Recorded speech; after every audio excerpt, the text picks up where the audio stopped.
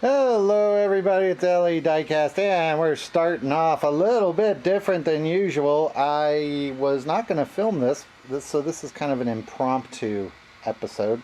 I just got done with some projects. I cleaned up my workshop. That is the cleaned version there you're looking at. That's it. And I thought it would be a good time to show you around the workshop. I have gotten some questions about my custom techniques and even on how I have my workshop set up. I haven't really mentioned them in the videos because my workshop's usually a mess. This is actually a really small space. Over there, that big white box, that's where I usually film the videos. That's our light box. And next to it, that big green tarp, that's the green screen. So the dioramas go up there where the box of poppers is right now, and we film there. So I thought I'd show you around. So come on over here. We've done a few of these, but the workshop's changed over time. These boxes back here are all of the Hot Wheels that I have on cards that are not part of the bigger collection. For the most part, these are all either collections I'm working on or they are for custom. So a lot of those boxes are parts and pieces. And down below, way down there, those are all the things that are waiting for videos to be made. In fact, they've spilled out onto the floor. So that's where all the next videos are coming from. It's also where we keep our belt sander, obviously. There's our 5-packs for our 5-pack Fridays that are coming up. And who knows what else is down there. A whole bunch of stuff. Usually they're in those bags, and I stick a little note in the bag so I remember what's going on. Over here, well, all of those light stands, that's where we actually film most of the episodes, right in there. And that those bags are kind of my cue. That's where I throw any new stuff. So you can see, what do we got here? Here's some new stuff. Yep, there are the Mustang cars. That is the newest stuff we're going to be filming. Probably film that right after this. We use these big, they're called Cowboy light stands. They're from a company called Cowboy. You can get these on eBay. Those are, well, get a good look at those lights. These lights are massive, by the way. There's my hand. They're massive lights. You can see my hand doesn't even cover them up. Takes a lot of light to film there. You can see we've got a light box coming in from the top. And then we usually have those 3 lights are shining in there. That piece of paper down here below is a matte piece of paper. You can get it at Walmart. It's just a regular piece of poster board. It's the back side of it. And that keeps us from getting any highlights on the ground. And then sometimes we swap those out for a reflective surface like plexiglass. Make them look really neat. That is my fancy stand there. If you'd like to go back in time and look at our awesome video on how to make PVC stands. Hey, those have held up for years. I'm telling you, cheapest tables I ever got, and I can make them exactly the size that I want. That PVC piping under there has held up great. It looks like garbage, but it holds up great. And you guys never see that stuff anyways, except when I show you. So those are lighting umbrellas down there. We use those for different lighting effects, and sometimes when the light gets too bright or too dark, we can attach those to the lights and get some different highlighted effects. And then my camera stands right there, except I've got the camera. This is the green screen over here, and usually the camera is right about here. I'll move the poppers out of the way. It's right about there, and that green that you're seeing in the background would be dropped out with a video, and we usually have our dioramas right here. And I can swing all those lights right over to that side. So those are kind of our 2 big sets. That green screen is actually quite a bit bigger than that. Sometimes we've used it for bigger projects. That's my bulletin board back there where I try to remind myself of whatever's coming up. Over here, now this part is a bit messy. We've been working on dioramas, and so I have a bunch of diorama supplies kind of thrown over here. But this area here is another workspace. I usually use this when I'm doing some sort of drilling or sawing or something that produces a lot of dust, because it keeps it away from the customs, which are over on the other side of that table there. So they don't end up with a bunch of dust right on my newly painted customs. There is the box o' cars. So we've been seeing that video series. It just slid over here. You can see various wheels for the sanders and so forth down there. But I'll kind of pan over here. You can see everything. Right over there, are all of our sculpting supplies. Right over here are a lot of the diorama glues that we use.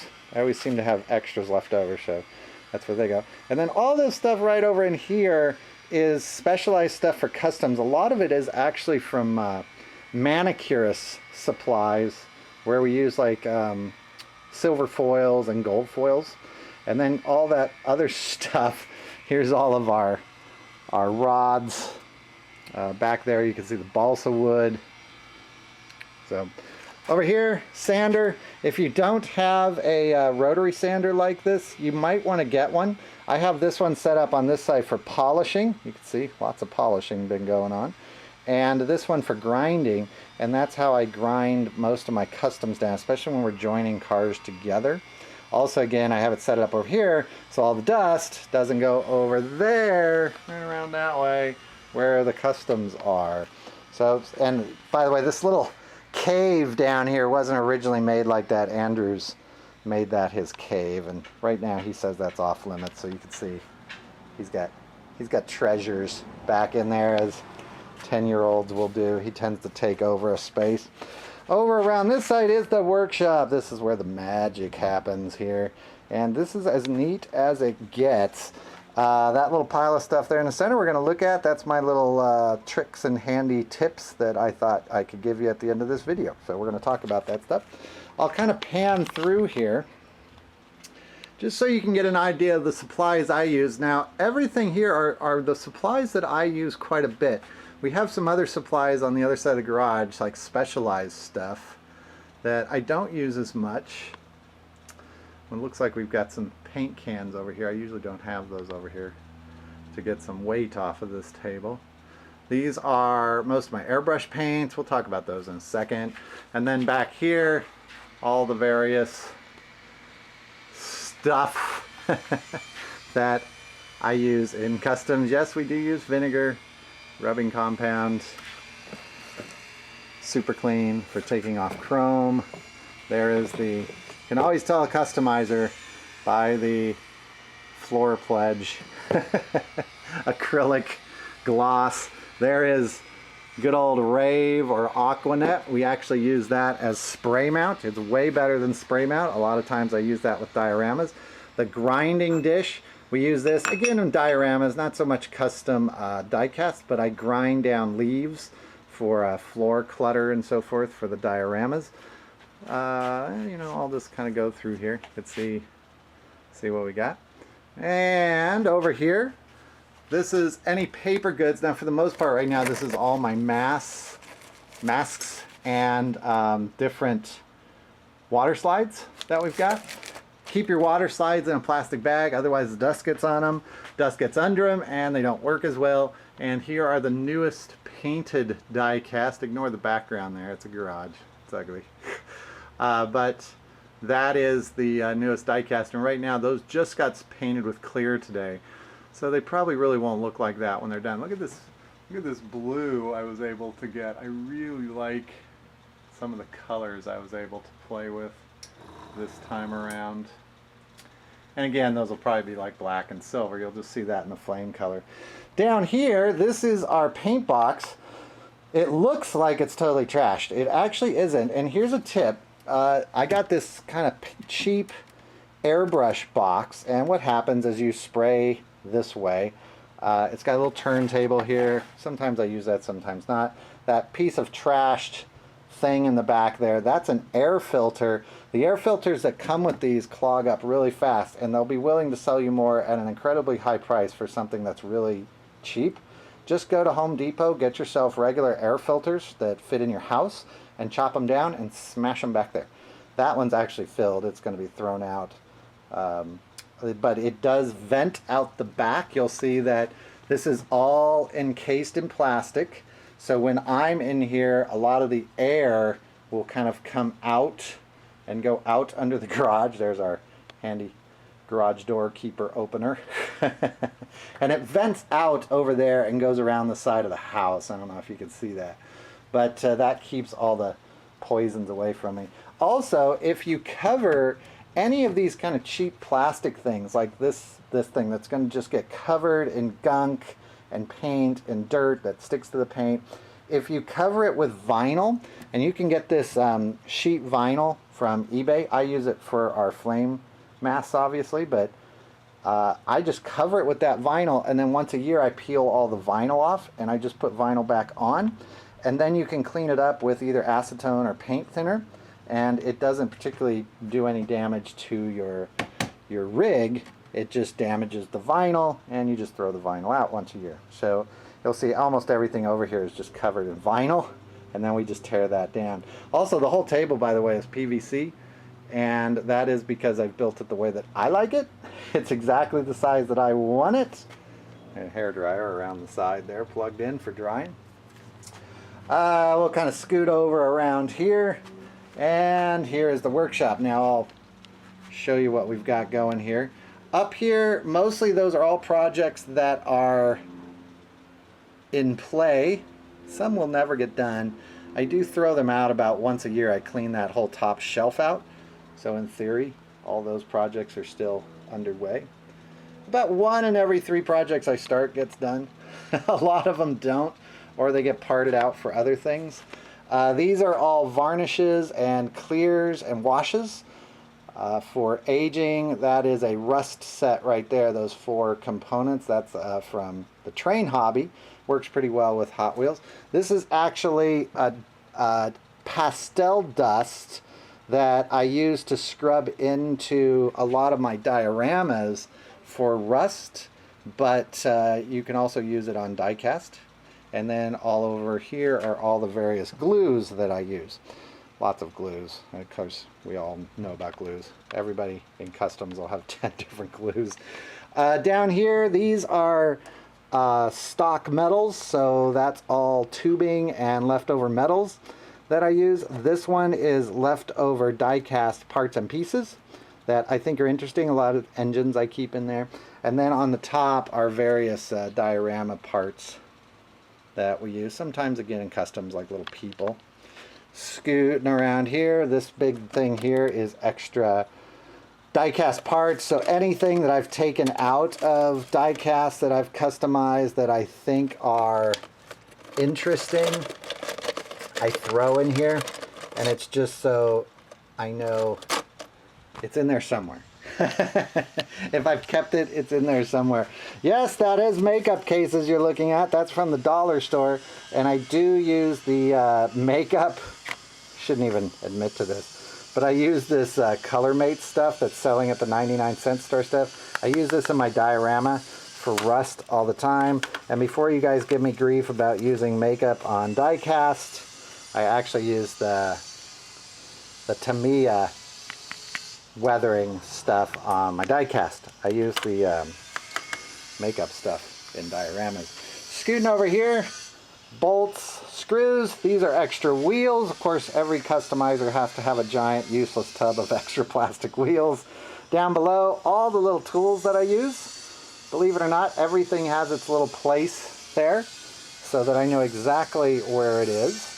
Tapes, we're going to talk more about those. Wires, this is my paint stripper. I keep it in a glass jar. It's got a magnet on top, and so the wires that hold my die cast and paint stripper just stick to the top. Yeah, oh, these are cars. This is where I put I have ideas for them cars. And usually cars that I'm trying to find extras of go in that bin. And then these are the extra parts. These eventually get thrown out. This is the equivalent of a trash can over here.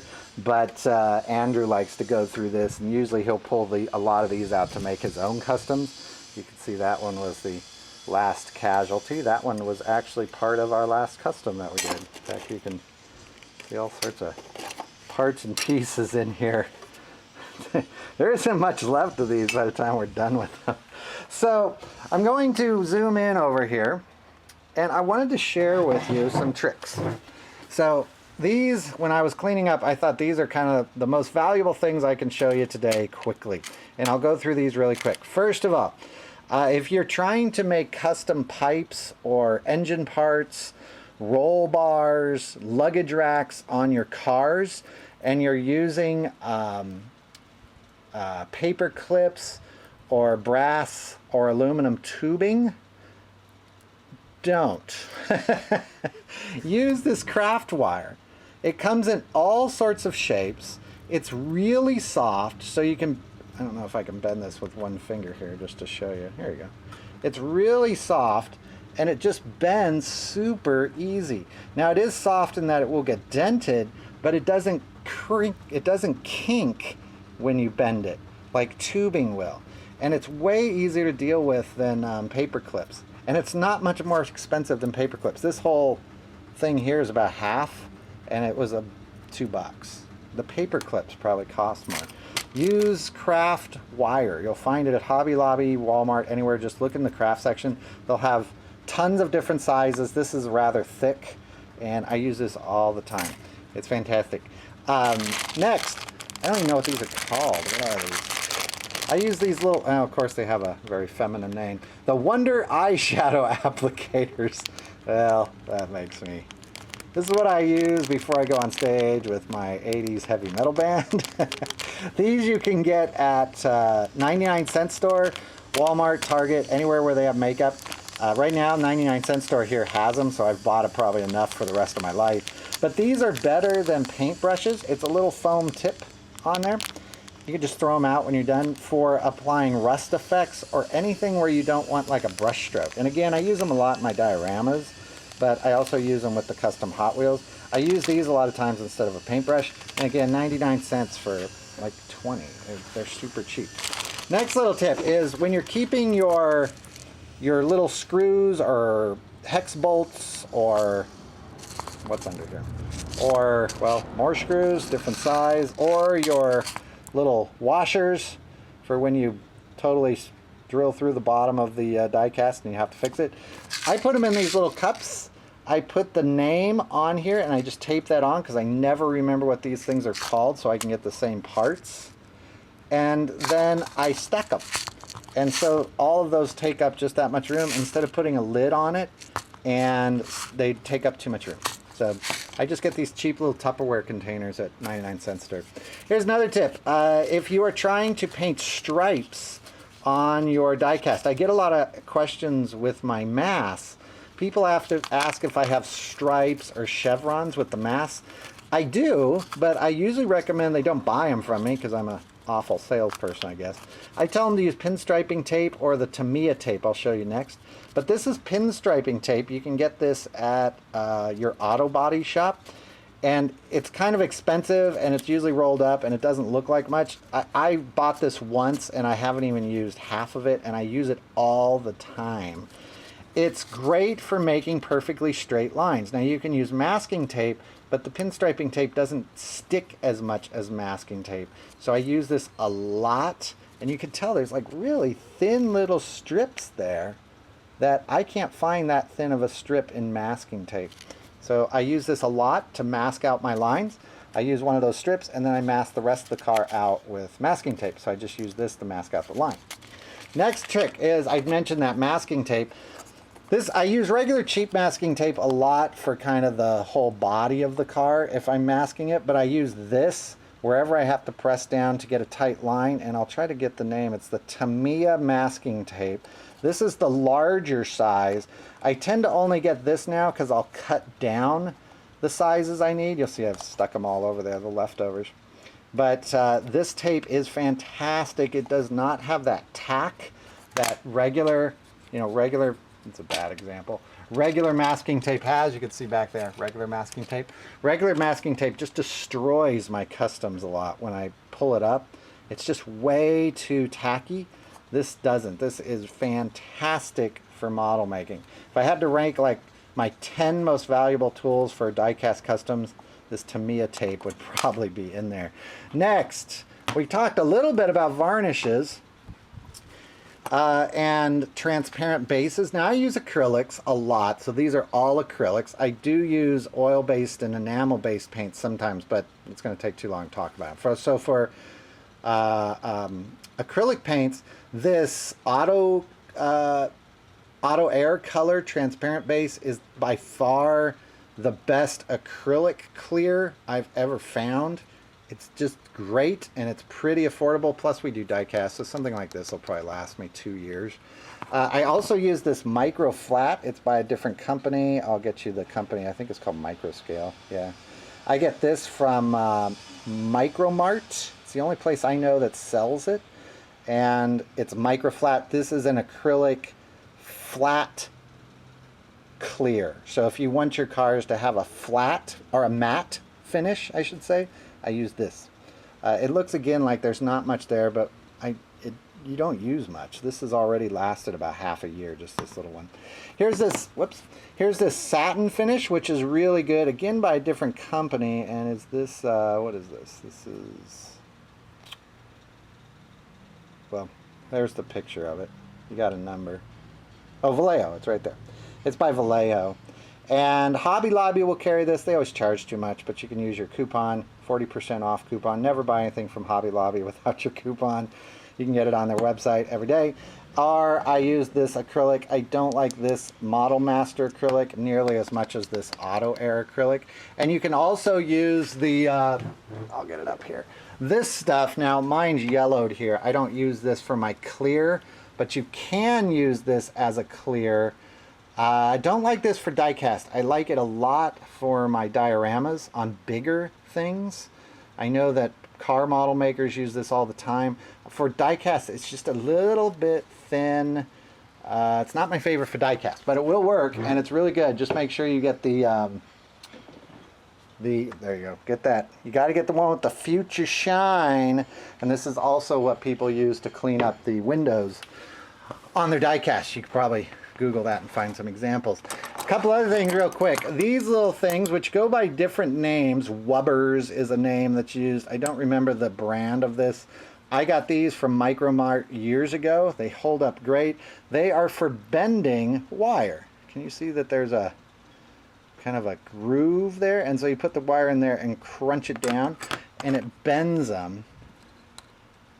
And that's how I get a lot of the exhaust effects and kind of complex steampunky things that I do. I use these. There's 4 of them here. These 4 happen to come in a set. Like I mentioned, there's another brand called Wubbers that is pretty good, but Micromart's where I got those. If you want your cars to be heavier, we all like heavy die-cast cars, so for your customs, sorry about the noise.